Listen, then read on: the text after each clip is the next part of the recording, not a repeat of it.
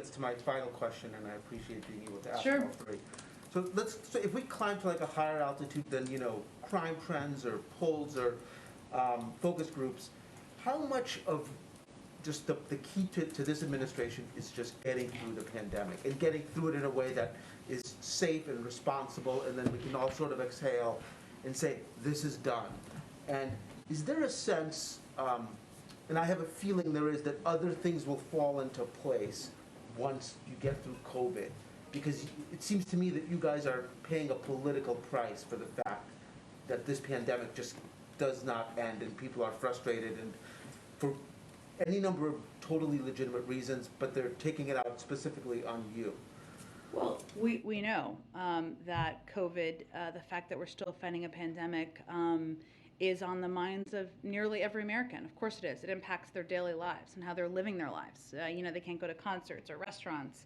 You worry about your kids going to school. And life doesn't look the same as it looked a couple of years ago. The president believes, and you heard him say this last night, that we can get COVID under control. And COVID, as it is right now, is not forever. It does not have to disrupt our daily lives. Right now, of course, we're in an unprecedented surge. We have the tools, but we believe we have the tools to protect ourselves, our communities, our schools, and our businesses. And everyone needs to be unified around these tools. That is our focus. But COVID right now, as it is right now, it's not going to be what it is for forever, and that's what we're working to get to the other side of. There's no question that addressing the pandemic is the top issue on people's minds. I know you know, because we've discussed it here, that Governor Polis in Colorado last month said emergency over.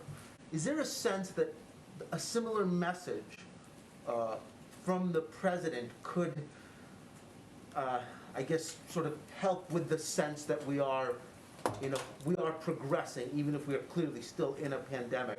But some people thought Polis's message was irresponsible, but others celebrated it, and I wonder what you make of that shift in tone from a fellow Democrat. Well, I think the President of the United States has a responsibility not to make that statement until the data and the science backs it up. And when it does, he'll be eager to make that statement.